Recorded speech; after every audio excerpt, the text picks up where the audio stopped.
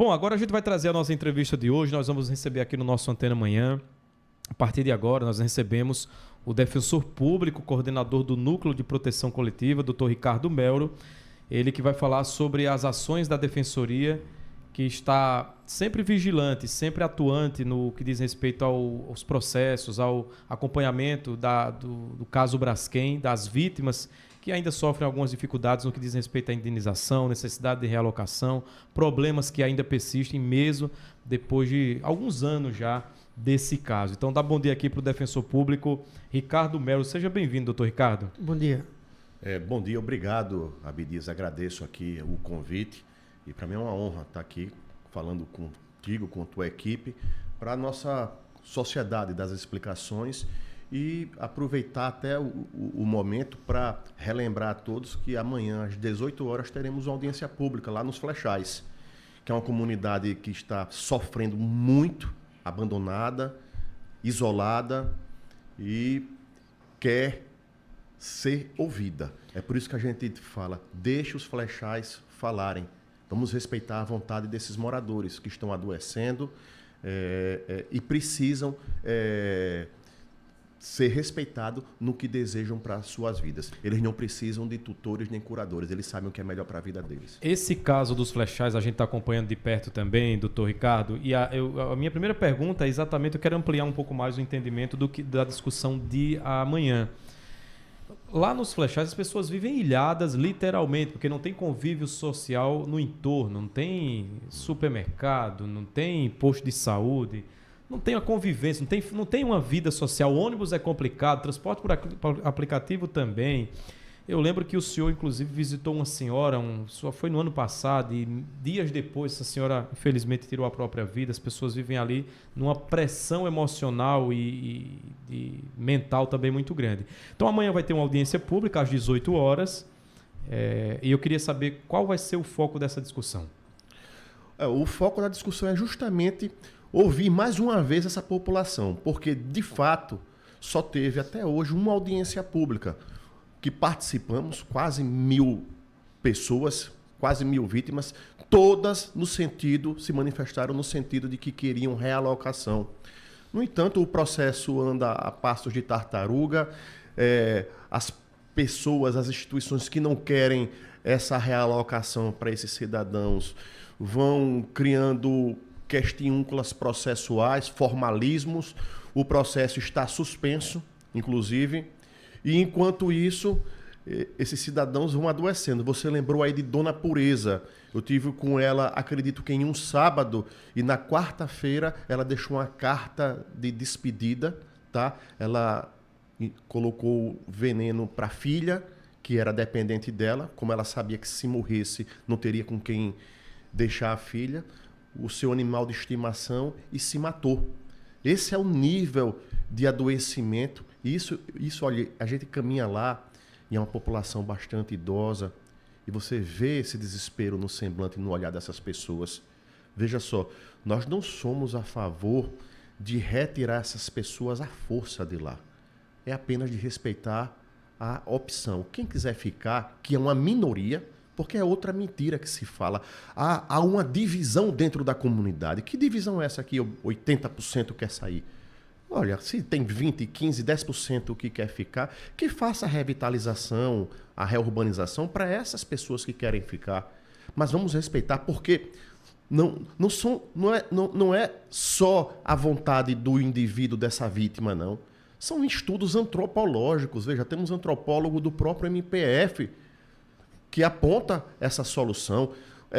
Antropólogo da UFAL, da Faculdade de Urbanismo da UFAL também, arquitetura, a CPI recomendou isso também, o Conselho Nacional de Direitos Humanos, a própria Defesa Civil do município de Maceió. Vamos parar de querer saber mais do que as pessoas que estudaram para determinada área de conhecimento. A gente não é professor de Deus. Veja só, se fosse um problema numa usina nuclear lá em Angra, por exemplo, e tivesse um parecer de um engenheiro nuclear, a gente vai dar uma interpretação jurídica do parecer do engenheiro nuclear? Não, a mesma coisa serve para o antropólogo. Quem tem que refutar é um outro antropólogo, e não tem um só que diga o contrário. Então a gente luta para que essas pessoas tenham suas vontades respeitadas. Elas que moram lá, elas não estão na segurança da Ponta Verde, da Jatiuca, dos condomínios, não. Quem está com a pele em risco, em jogo, são elas. E elas sabem o que é melhor para a vida delas. Não é porque é uma comunidade humilde que não sabe o caminho que deve seguir. Eles não são interditados. É isso que deve ser respeitado. Eu acho que já passou muito da hora da justiça deixar as questiúnculas formais que vão se avolumando no processo e partir para uma decisão final. E julgue com o que tem nos autos do processo, porque o que tem nos autos do processo, graças a Deus, coincide com a realidade que a gente vê. A realidade de quem sai dos seus gabinetes e caminha e conversa com o povo, olhando nos olhos deles. E essa audiência pública, voltando, desculpa esse arrudeio todo, voltando para a tua pergunta, é para ouvir da comunidade se as obras que estão sendo feitas até o momento está devolvendo a dinâmica social que existia, porque a promessa foi essa. Mas quem mora lá 30, 40 anos e infelizmente não está sendo ouvido pelas as outras instâncias, sabe bem, a dinâmica daquela comunidade só voltará ou voltaria se todo o entorno que foi desocupado voltasse a ser habitado. Porque ali girava um comércio, aquela paz, aquela tranquilidade que você entra ali nos flechais, não interessa aquelas pessoas, eles queriam mesmo, era um movimento. Quando eu fui na última vez, Abdias, lá, a primeira casa que eu abordei, foi uma senhora que me atendeu, eu perguntei o que ela estava achando das obras de revitalização. Ela me disse, eu não como tijolo, porque estavam fazendo uma calçada bem bonita, bem arrumadinha na frente. Eu não como tijolo, doutor Ricardo. A minha família morava do outro lado da rua e teve que sair, foi realocada. Eu contava com eles para ajudar nos problemas da minha casa. O meu marido aqui é acamado, minha filha, sobrinha que mora aqui comigo. E eu não tenho mais ninguém. Aqui eu tinha uma dinâmica de sair aqui, chegar aqui na frente, perto do trilho do trem, levar alguma comidinha e vendia. Já garantia o dinheiro do pão. Eu não tenho mais nada. Eu digo, o que é que a senhora quer? Eu quero sair. Isso está em vídeo, eu tenho um vídeo disso. As pessoas estão desconsiderando o mundo real. Eu só peço o seguinte, todo mundo se desarmar. Todas as instituições se desarmarem. E parar e olhar. Veja, no momento que fizeram um acordo lá há 3 anos, talvez o cenário não fosse para essa realocação, mas depois de 3 anos, insistir nisso, vendo o que está acontecendo, vamos assim ter a humildade de dizer, olha, a gente não olhou bem o cenário, ou o cenário mudou, e vamos respeitar o que esse povo quer. É só isso. Eu acho que eles merecem isso. Bom, o senhor traz essa discrepância, né, entre os moradores, boa parte quer a realocação e uma pequena porcentagem dos moradores ali da região dos Flechais querem permanecer. De fato, a informação que chega para a gente que está de fora é de que há uma divisão muito mais certa, né, tipo 50%, 50%, mas o senhor traz essa discrepância entre os moradores. Como tem sido a atuação da Defensoria Pública? O órgão trabalha de maneira isolada para conseguir a realocação dos moradores dos Flechais? Veja, eu gosto de trabalhar com os dados concretos, certo? Quem fez uma pesquisa em campo foi o antropólogo do próprio Ministério Público Federal. E ele disse, naquela época, tem uns 3 anos, cerca de 77% da população quer realocação. O outro órgão que fez uma pesquisa é um órgão contratado pela Braskem, chamado Diagonal, uma empresa, no mesmo sentido. Olha, pelo que eu converso e pergunto às pessoas, como é que está hoje depois? As pessoas que desejam sair, eles acreditam que o índice ainda é maior. Por isso que a gente vai fazer essa audiência pública para ouvi-los, certo? A gente trabalha, veja, o que vai resolver, o que pode resolver, não é um processo individual para cada um para querer sair, que não resolve. É uma ação civil pública, porque ela é uma ação estruturante. E a solução dela é uma solução que serve para todos da região. E a gente não trabalha apenas pelo direito de realocação, mas é pela indenização justa, porque no acordo que fizeram, pasmem, é de corar qualquer pessoa. Estipulou-se R$ 25 mil para cada casa levando em consideração todos os danos que estão sofrendo, seja de ordem material ou moral. R$25 mil. Minha gente. Não parece séria essa informação. Se não fosse o senhor que está dizendo, eu ia pesquisar para ver se é verdade informação como essa, porque não faz sentido. R$25 mil. 40 mil que foi no outro, que a Braskem estipulou sozinha, moto próprio, já é um absurdo. Porque ela tabela. O tabelamento é inconstitucional.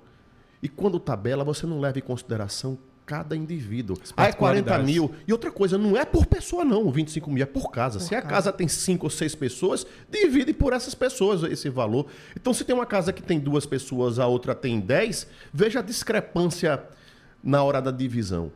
Então, isso é um absurdo. Veja, e o pior, o Ministério Público Federal, em parecer recente nos autos de ação civil pública, foi contra a revisão da indenização.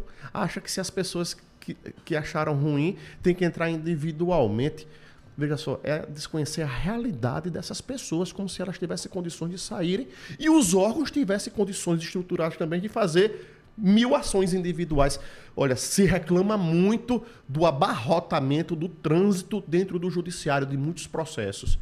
Aí vem a ação coletiva, que é uma forma de você evitar milhares de ações individuais. Com uma, você resolve o problema de todos. Aí quando você entra, olha, vamos tratar o mundo como ele é, né? Eu sempre digo, vamos sair da bolha. Todos nós, aqui não é crítica a B não, porque fazemos parte de uma porcentagem muito pequena da sociedade, certo? Que tem serviços melhores, perto de onde mora, né? Uma estrutura melhor, né? Muito pequeno, eu diria que 5%, né? Vamos sair da bolha, vamos lá levar em consideração cada situação problemática que essas pessoas vivem diariamente. Eu acho que é necessário. Doutor Ricardo Melo, a gente sabe que existe um trâmite para a resolutividade desse problema. Eu queria saber do senhor como é que funciona, porque suponhamos que tenha um acordo e a situação passe a ser resolvida. Quais são as instituições? Entra a Prefeitura, Braskem com certeza, mas entra a Prefeitura de Maceió, tem uma ação conjunta do Ministério Público Federal, Estadual, Defensoria Pública. Todos esses entes vão estar participando dessa reunião amanhã, ouvindo a população?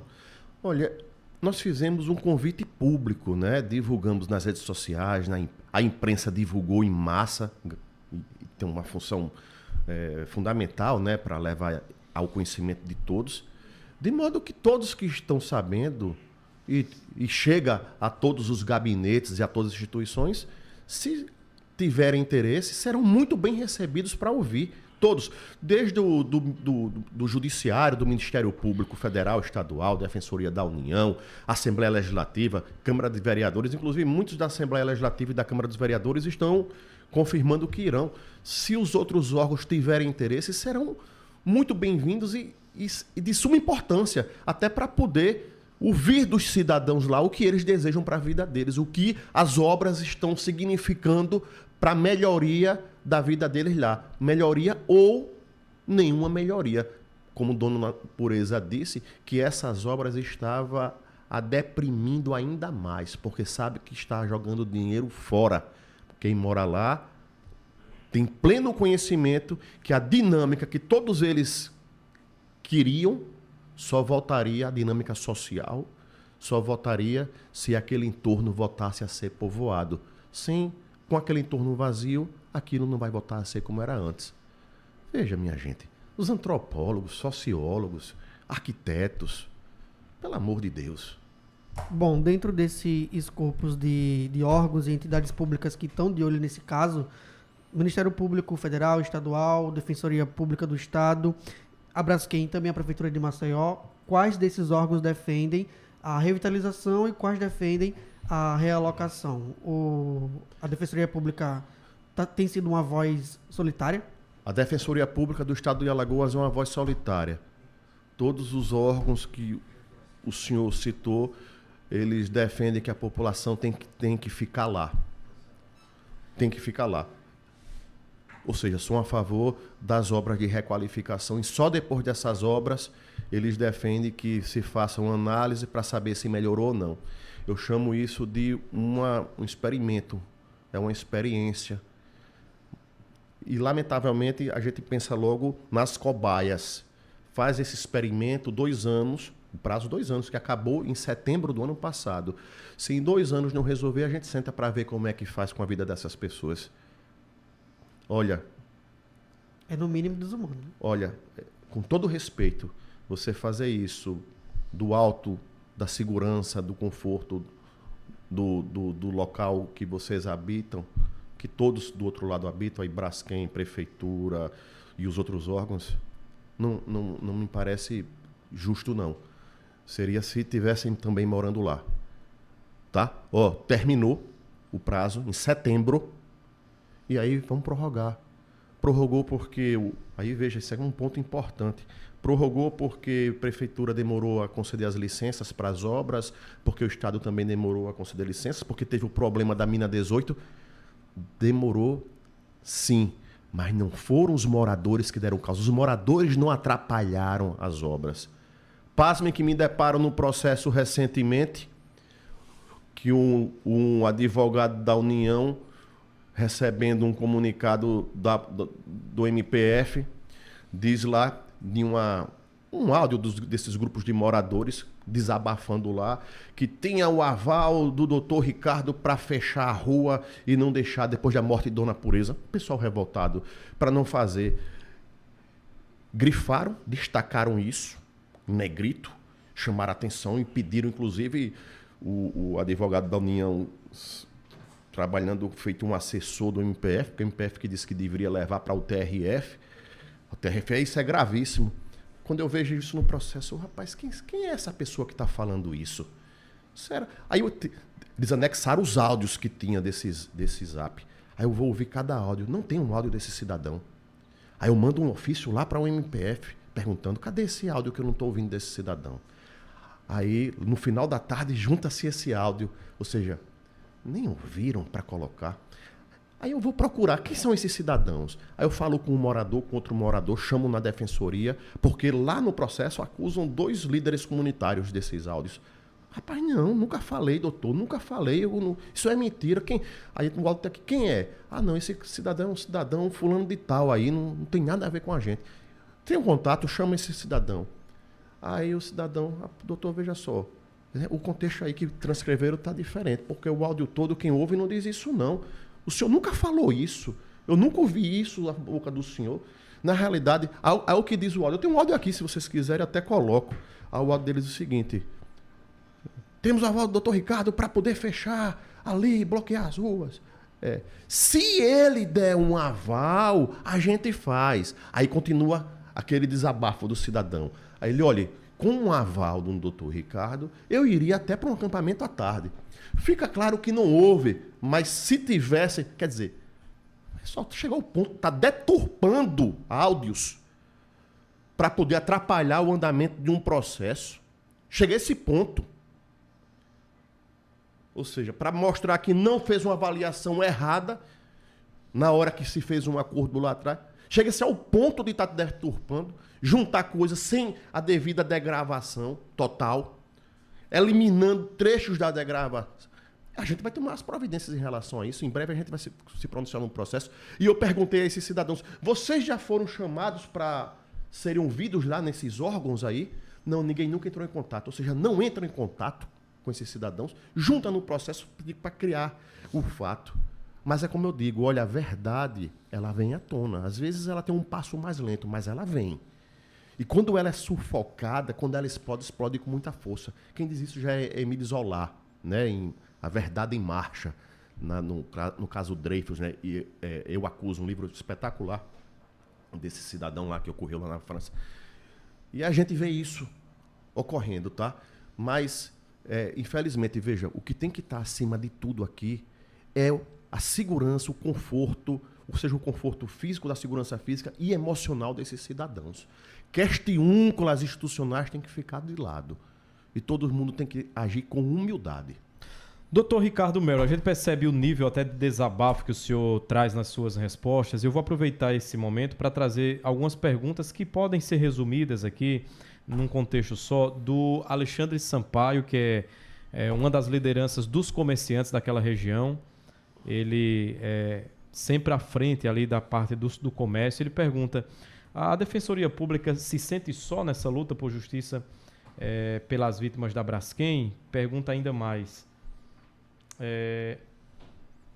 As outras instituições, o senhor acredita que tem cumprido, o senhor até que já respondeu, de certa forma, o seu papel constitucional de defender os direitos difusos, meio ambiente, urbano e natural, sobretudo os direitos das pessoas afetadas pelo crime da Braskem? E eu vou fazer a terceira para o senhor responder de uma vez só. Como é que pode, segundo aqui, pergunta do Alexandre, uma empresa que cometeu o maior crime socioambiental do mundo permanecer impune? Veja, nós andamos durante um período com as outras instituições e é muito importante que andem juntas, certo? Fizemos a primeira ação indenizatória, antes mesmo do relatório final da CPRM, conseguimos cautelar, bloqueamos quase 6 bilhões de reais, mas o STJ, na figura do presidente de então, Noronha, mandou desbloquear tudo e disse que só faria qualquer bloqueio após o trânsito em julgado, veja. Ou seja, aceitou uma carta, um seguro garantia que só poderia ser executado ou liquidado com o trânsito em julgado. Quando não cabe mais recurso, uma ação dessa magnitude, você bota aí 20 anos, certo? Deixou a gente sem muitas alternativas e fizemos um acordo possível na época. Ah, foi ótimo, foi o melhor? Não, foi o possível naquela época. Agora, como tudo que se trata com o poder público e numa área difusa, você pode, tem isso em si a cláusula rebus sic, tanto você, se houver mudanças, você tem que adequar o que foi feito à nova realidade. E estamos tentando fazer. As outras instituições têm feito o trabalho deles na área ambiental, eu vejo o pessoal do DPU, MPF, eu posso discordar de algumas questões, como, por exemplo, na questão dos flechais, eu penso totalmente diferente dos outros órgãos, respeito a posição deles, mas, assim, em outras situações, principalmente ambientais, nessa parte de fazer o monitoramento da região, estar acompanhando, tem feito o trabalho pessoal. Agora, eu só acho que não deve acreditar cegamente nos relatórios que demonstram o mundo maravilhoso que está sendo resolvido, esses relatórios que são forjados não no sentido malicioso, feitos pela Braskem e pela Defesa Civil, porque quando você vai em campo, e é a importância de ir em campo, nós estamos indo em campo hoje em dia, no entorno, você vê que a população que está ali, que mora perto, tem que ser levada em consideração. E elas têm razão quando dizem que há uma sensação de subdimensionamento daquele mapa, porque as casas dessas pessoas, a gente tem ido, tem inúmeras rachaduras, fissuras, afundamentos, que não existiam antes desses problemas que a Braskem causou. É coincidência isso? Então a gente está lutando, tentando investigar, estamos atuando só. Já requisitamos alguns dados desses, estamos tentando contato, fazendo alguns contatos, tanto fora do Brasil quanto aqui no Brasil, mas e com algumas pessoas aqui em Alagoas, para poder realmente colocar no papel e ver o tamanho desse mapa, e se esse mapa realmente não tem um espectro maior diante dessas visitas que estamos indo e constatando em campo esses danos. E mesmo como o diretor da Defesa Civil fala, tem uns danos, mas esses danos não são, não colocam as pessoas em risco. Sim, mas quem causou esse dano não tem que dar manutenção, então? Porque se a manutenção não for dada no imóvel, o imóvel vai deteriorar e vai colocar as pessoas em risco. E quem tem que pagar por isso? Não é quem deu causa, que é a Braskem? E ele disse isso para mim, que é público e notório, numa reunião, tá, que fizemos na Defesa Civil, que é público e notório, que tem danos sim no entorno. E pasmem, quando eu mando um ofício para ele colocar no papel, aí ele já vem dizendo que podem ser. Não, o senhor disse que era público e notório, que era decorrente sim do problema. Veja, essa reunião foi filmada. A gente vai ter que publicar um vídeo dessa reunião, gente. É muito chato, tá? Então, a gente, assim, por algumas divergências, estamos atuando, a Defensoria está atuando só. E nas situações que os outros órgãos, cito o MPF, MPDP, eu entendo que não, essa causa é boa, é justa, quiserem marchar juntos, vamos marchar juntos sim. Agora, quando não há uma convergência de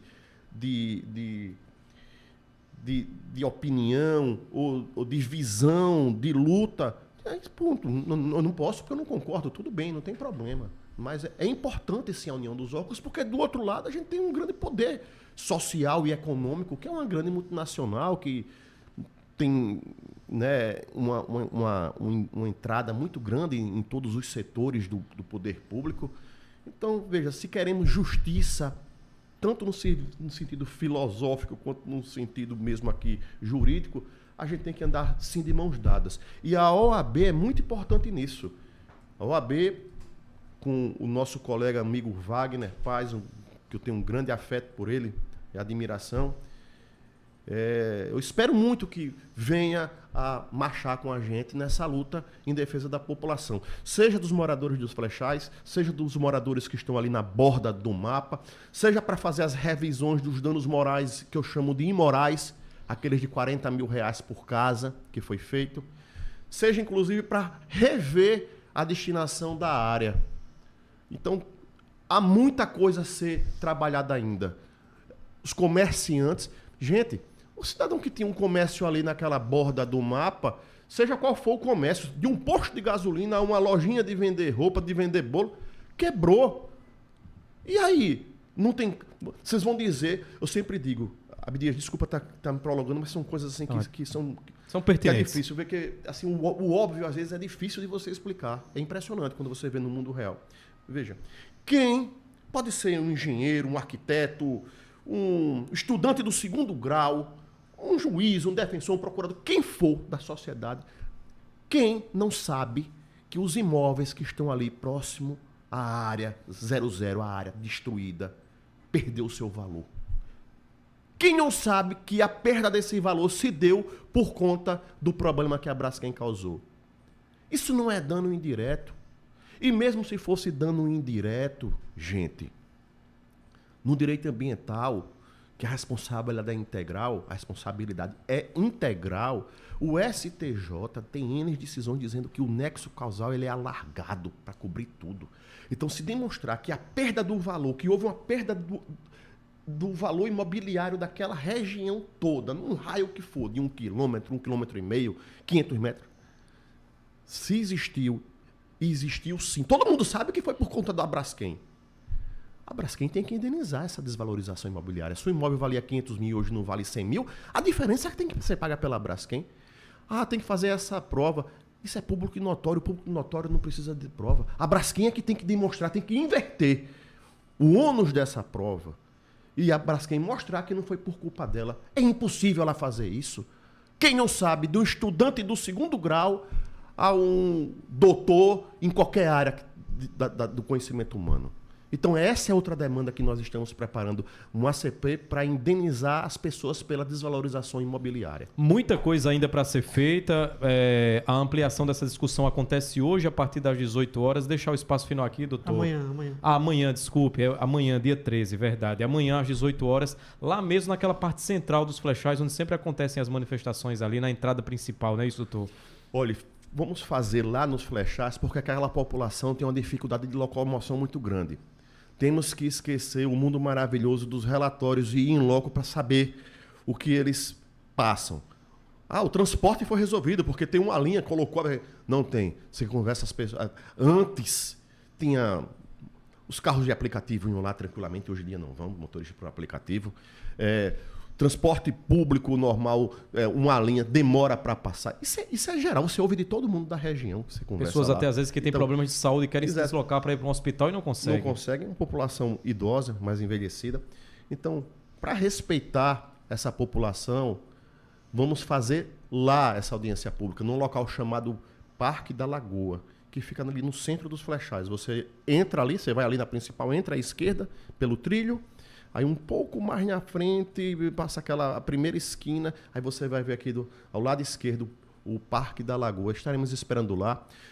Agradecemos, é importante deixar claro, isso não ocorreria, essa audiência pública, se não fosse, e eu tenho que falar, o governo do estado de Alagoas, porque a Defensoria, infelizmente, não teve capacidade de entregar o mínimo para poder fazer audiência pública. Solicitei, eu falo em termos estruturais. Estruturais, não tem nada para fazer e nem não se viu articulações junto a outros órgãos ou contratações da forma que o caso requer para fazer. Então, se fosse depender da capacidade da Defensoria, não teríamos essa audiência. Fizemos o contato com a Secretaria de Governo, o Vitor Pereira, e ele de pronto perguntou o que precisávamos e está disponibilizando. Se não fosse isso, não teríamos essa audiência. Dr. Ricardo Melo, defensor público e coordenador do Núcleo de Proteção Coletiva, falou conosco sobre uma audiência pública que vai ser realizada amanhã nos Flechais para debater a situação traumática e dramática dos moradores. Felipe, muito obrigado a você. Você volta hoje? Não, amanhã, né? Hoje não, amanhã.